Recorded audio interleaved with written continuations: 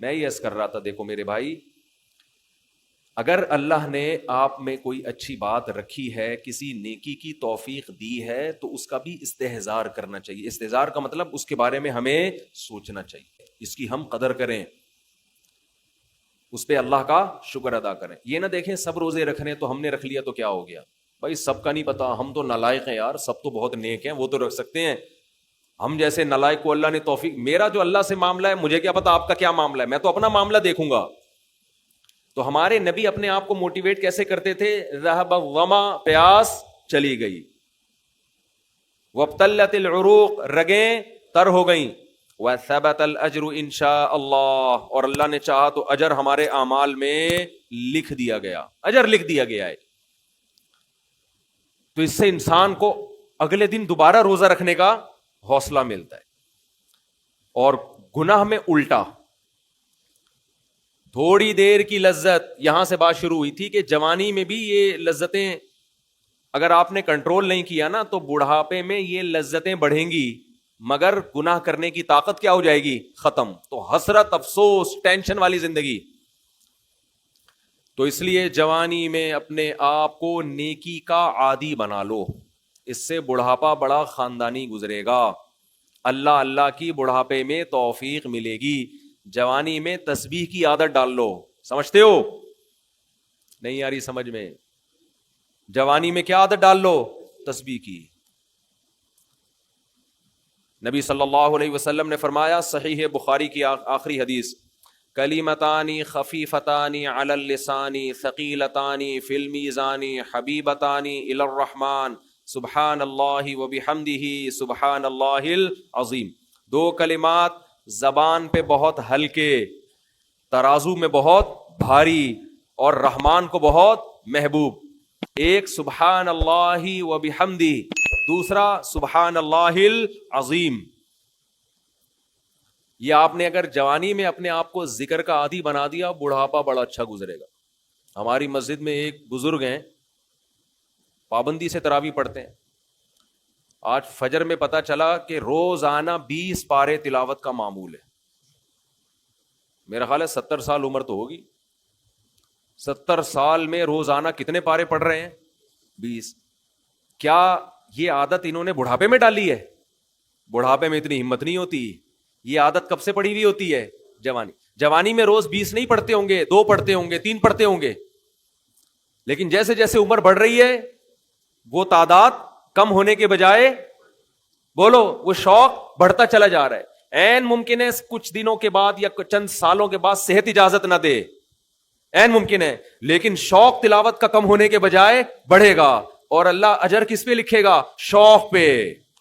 حدیث میں آتا ہے کسی کا کوئی معمول تھا، صحت خراب ہونے کی وجہ سے معمول چھوٹ گیا تو اللہ اس کے اعمال میں وہ نیکی لکھتے رہتے ہیں۔ جیسے کسی نے ہمیشہ رمضان میں روزے رکھے ہوں، بڑھاپا آ گیا، شوگر، بیماریوں کی وجہ سے روزہ نہیں رکھ پا رہا، تو اب یہ تھوڑی کہ اللہ اس کا اجر ضائع کریں گے، اللہ کہیں گے تو نے ہمیشہ رکھے ہیں، اب مجبور ہے تو میں تیرے اعمال میں روزے لکھتا چلا جاؤں گا میں۔ تو آج آپ نے اپنے آپ کو، میرے بھائی، اللہ کا تھوڑا تھوڑا اللہ کا ذکر کی عادت ڈالو۔ میں نہیں کہہ رہا آپ سے زیادہ نہیں ہوتا تو وحشت نہ پیدا، تھوڑا کر لو، آج تھوڑا کرو گے، کل اس تھوڑے میں ایسی لذت ہوگی کہ اللہ اس مقدار کو بڑھا دے گا۔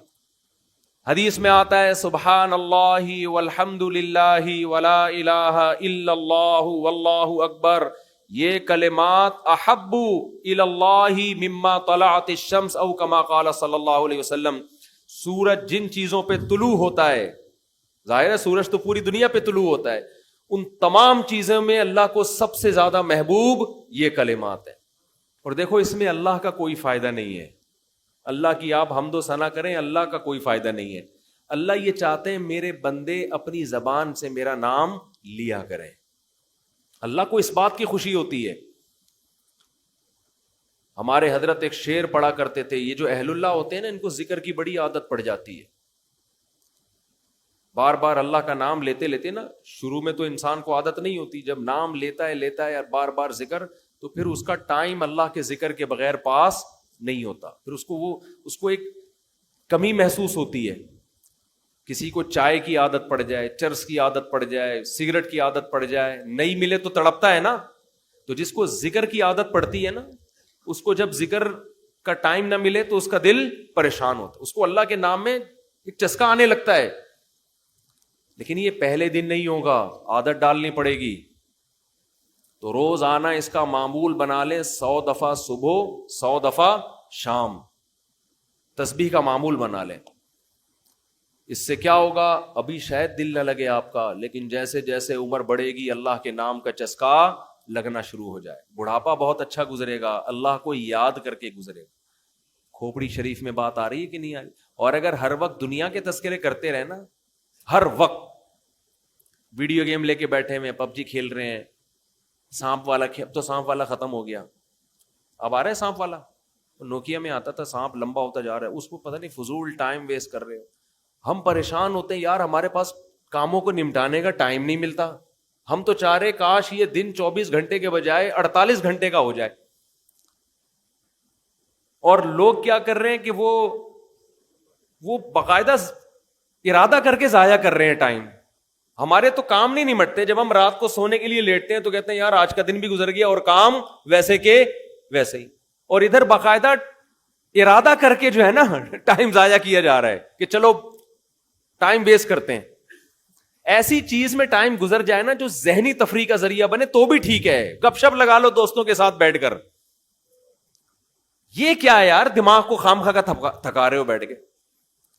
تو اگر پب جی کھیلنے کی عادت ڈال لی تو جاؤ گوروں کا بڑھاپا دیکھو. اولڈ ہاؤس میں بڑھاپے میں اسنوکر کھیلتے ہیں، کیرم بورڈ کھیلتے ہیں، لڈو کا نہیں مجھے پتا، یہ چیزیں کھیل رہے ہوتے ہیں بڑھاپے میں.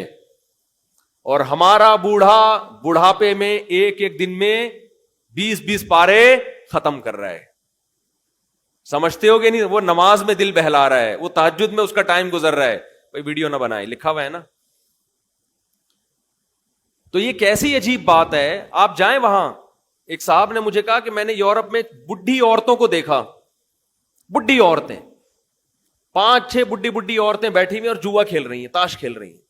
کہہ رہے مجھے یاد آیا یار ایک ہماری بوڑھی ہیں، ہماری بوڑھی عورتیں مصلے پہ بیٹھی ہوتی ہیں، اللہ اللہ کر رہی ہوتی ہیں، آخری وقت اللہ کا نام لے کے گزار رہی ہوتی ہیں. اور ایک ہی بڑھیاں ہیں اور کیا کھیل رہی ہیں؟ تاش کے پتے. اچھا لگتے ہیں بڑھاپے میں یہ. ہمارے بوڑھے کو دیکھو، آدمی کا دل چاہتا ہے اس سے دعا کروائے کہ بابا جی میرے بھی سر پہ ہاتھ رکھ لو. جو تاش کھیل رہی ہو بیٹھ کے اس بڈھی سے دل چاہے گا؟ اسے تو آدمی نصیحت کرے گا کچھ اور کر لے. تھوڑے دنوں میں اتنا راشا آئے گا نا ہاتھوں میں تھوڑے دنوں میں کہ ایک پتے کے بجائے 2 گر رہے ہوں گے، 2 پتے ایک ساتھ گر رہے ہوں گے. تو اس لیے کارآمد بنا لو، کچھ تھوڑا بہت اللہ کا نام لے لیا کرو.